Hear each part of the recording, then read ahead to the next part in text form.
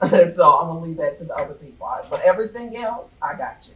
Okay, that would lead us into this lesson for today. The lesson for today is called God's Promise, Okay. Presence. I God's love that. promise presence. So he has promised something to us, and we're talking about God's promise presence. Last week we were on Psalms 100, make a joyful noise unto the Lord, all ye lands. Serve the Lord with gladness, come before his presence with singing. But this week we're talking about God's promise presence, and it's coming out of Psalms 139, 1 through 12. We talk about the Psalms all the time, and we continually talk about the Psalms, which are poetry, they're poetic, they were written to music, they're promises of God, they're prayers, they're petitions, Pastor Hill. They tell us about the characteristics of God. Yeah. And they were written to music. They are actually songs. Psalms are songs. They sung. And just like songs we listen to today, they're in our head, they're melodies. Yeah. And we talked about the power of music. Music has power to make you feel good. Yes, music has therapy. power. It's a therapy. But in this particular psalm, coming out of Psalm 139, and it is attributed to the psalmist David, the second king of Israel, the one who was anointed, the shepherd boy, the giant killer David. The Bible calls a man after God's own heart. I mean, he had the Davidic covenant over his life, through his lineage. That's what's important. Become their ruler, the Lord Jesus Christ. And so David was attributed to many of the Psalms, and this here was written this over 2,000 to 3,000 years ago, and we're studying it today, and it's as relevant as it was then in all of the attributes Pastor Hill. When I look at the 5 points and the lesson summary, Okay. just me being teacher now, I'm asking us to arrange these in order as it relates to the promise presence of God. Mm-hmm. What do you think of first when you think of his promised presence? Is it his divine craftsmanship? Is it his inescapable presence? Is it the unfathomable knowledge? Is it a call to reflection? Is it sanctuary in the shadows? So I'm thinking like Stacy, given the learner or the facilitator the opportunity to engage the audience, when you think about God's presence first, what is triggered? What's the first thing triggered? Like, what is the first thing triggered? And that has to be taught. I have to teach you, or someone needs to teach you, that if you do not practice these things, Mm-hmm. you will abandon that self-awareness that we talked about earlier. So when it's time to trust in a God that you cannot trace, it becomes even more difficult because you have not practiced his presence, even in the sanctuary. You're not studying his word, Ron, so you don't have the knowledge. You don't even have a mind to think of craftsmanship being divine. And then when it's a reflection, your reflection is centered on you and problems rather than on him and praise. So I just landed my plane there. I'm loving these 5 points. Ron, we're going to have to do this one day. But it's good. This good stuff. Go ahead, Stacey. Read the summary, Stacey. Okay, I got you. Okay. Psalms 139 through 2 poetically unfolds the depth of God's intimate knowledge of us and his ubiquitous presence. Ubiquitous. Whether we ascend to the heavens or make our bed in the depths, God is there. This psalm is a heartfelt recognition of how closely God is woven into the fabric of our daily lives. Okay, I'll just start with a couple of verses. He says, the psalmist says, O Lord. Oh, Lord. And in this, O Lord, David said, the Lord is my shepherd. It's one God. And he's creator, in the beginning, God. You have to believe that by faith, and then that covers up everything else. Jesus said, if you believe in God, you believe also in me, in my Father's house. He said, O Lord, Jehovah, Yahweh, thou hast searched me and known me. He's looking at himself and he's talking about his relationship to God and God's relationship to him and who God is. And the psalmist over 1,000 years ago says, "Oh Lord, thou hast searched me and known me." You know all about me, Lord. Thou knowest when I sit down, my down sitting, and my uprising, and everything in between, from when I wake up to when I go to sleep, and all around the other parts. He said, "Thou understandest my thoughts, even before I can even think of them." Pastor Hill, thou compassest my path, you know where I'm going, and my lying down, and art acquainted with all my ways, O Lord. And I'll just stop right there, Pastor Hill. God knows all about us. We can't hide anything from him. He's everywhere. He's omniscient. He knows all. He's omnipotent. He's all powerful. And he's present. He's there. He said, "I will never leave thee nor forsake thee." Pastor Hill. That first point, Stacy, unfathomable knowledge. I mean, that word fathom, just trying to connect with it and find some type of illustration that I, as my grandmama would say, hitch my wagon to. Okay. How do I hitch my wagon to the word fathom? What is a fathom? Unfathomable? Like that fathom, I need to, break that down. And but the fathom part, that to me, we will never get it off. Never.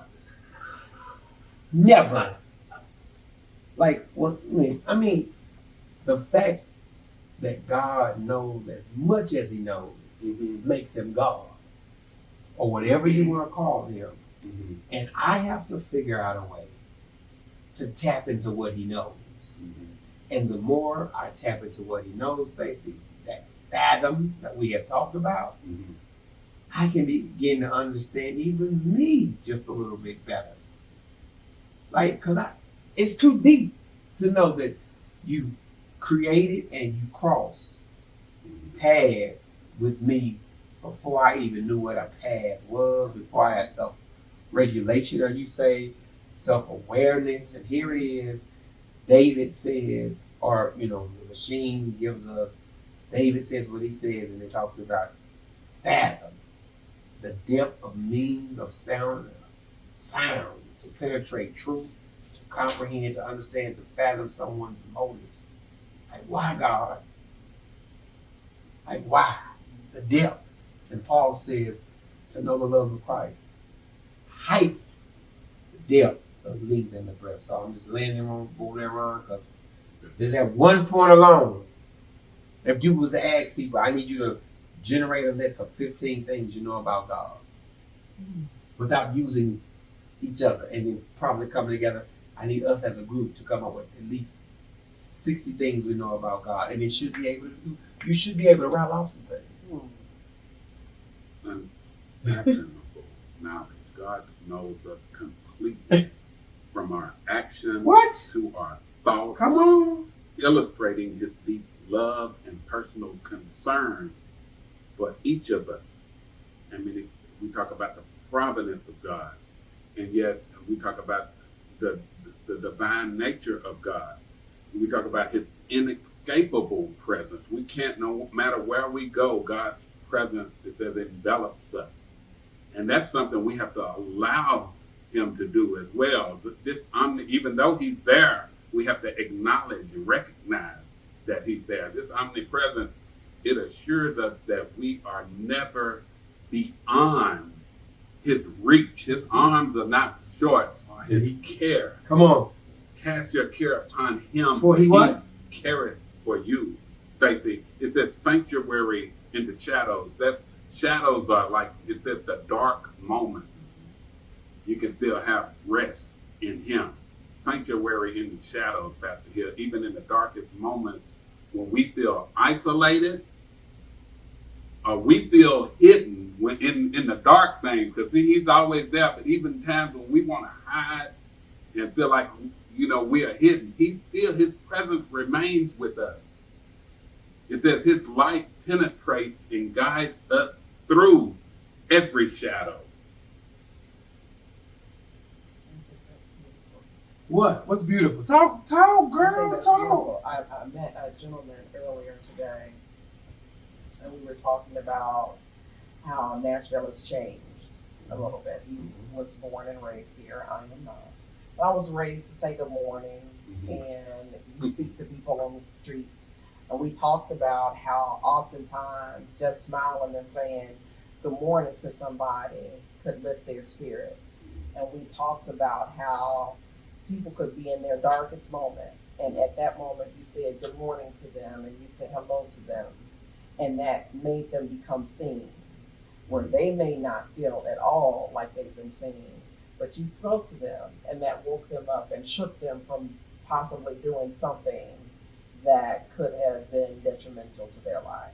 Change the mood. You changed their mood. Their feeling, their emotion. Remember? Yeah. You move through all three, you vacillate, and guess what? Your mood becomes a prolonged experience of your emotions. That's right. Your emotions are trapped in a past experience that no longer exists. And because you're feeling isolated, right? So, and when you are ruminating through those thoughts, You need presence. you need presence. You need relationship. You need relationship. That's all. And that's what a little good morning. Just Hello. relationship. Smile. I was made for relationship. That's right. And that's what this Psalms is really about. It's about a relationship, and a live, ongoing relationship with God. He said, for there is not a word in my tongue, but lo, O Lord, thou knowest it altogether. Thou hast beset me behind and before, and laid thine hand upon me. Such knowledge is too wonderful for me. To know these things is just like, he said, it's too wonderful for me. He said, I cannot attain unto it. He said, whither shall I go from thy spirit? Or whither shall I flee from thy presence? If I ascend up into heaven, thou art there. If I make my bed in hell, behold, thou art there. If I take the wings of the morning and dwell in the uttermost parts of the sea, even there shall thy hand lead me, and thy right hand shall hold me. If I say, surely the darkness shall cover me, even the night shall be light about me. It's no darkness with God. Yeah, the darkness hideth not from thee, but the night shineth as the day. The darkness and the light are both alike to thee. Right. Yeah. He has a relationship. When we think God. it's total contrast, Okay. it's actually compliment. Yeah. But that comes from the knowledge. Yeah. That comes from the depth earlier. That comes from understanding. Searching.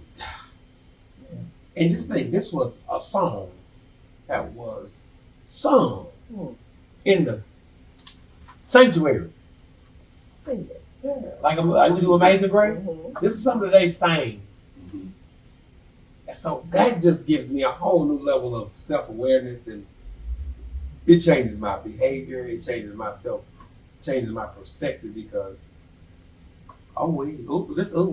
the thing that I thought was a contrast, the evil that I thought, and it's still an evil, but it actually can be used to forward me, press me toward the good. Like that couple of Tuesdays results. You come in there, I ask you a question. Beyond that, now it's time for me to do like you just came out the woodwork with 1, 2, 3. Yeah, playing. Yeah. So there's amidst of everything that is happening in our lives, from the psalmist, I can conclude or summarize that there is a plan in the midst and after the pain. Has to be a plan. Has to be a plan. And what I thought was so contrasting is now complementing the plan of God. Woo-wee. Well, you know, he says, I know the thoughts that I think towards you. Come on. Lord. Thoughts. And he has a plan. We are fearfully and wonderfully made. We are meticulously made. He has a plan, but yet, and he knows the end from the beginning, but yet in the midst of this, it was brought out too that we have free will. So in the midst of us many times doing what we want to do, at the same time, he knows what we're doing, but it's still, he already knows the end from the beginning. Before the That's the God that we serve. Man, that is the God with we serve. Y'all, a call to reflection. I wish we had time to unpack it in divine craftsmanship, but our time is, guess what, y'all? Up. Unbelievable. We'll put the notes on the YouTube outline. Okay, YouTube outline, and then Stacy, well, Alchemy Business will be in the YouTube outline. Alchemy Business Consultant. So when they go to the Phone number once again, Stacy. It's 347 746 5794. 347-746-5494. 5794. 5794. He said it in Yes. Spanish. Oh no. Well, thank you so much for tuning in. I was glad When they said unto me, let us go into the house of the Lord.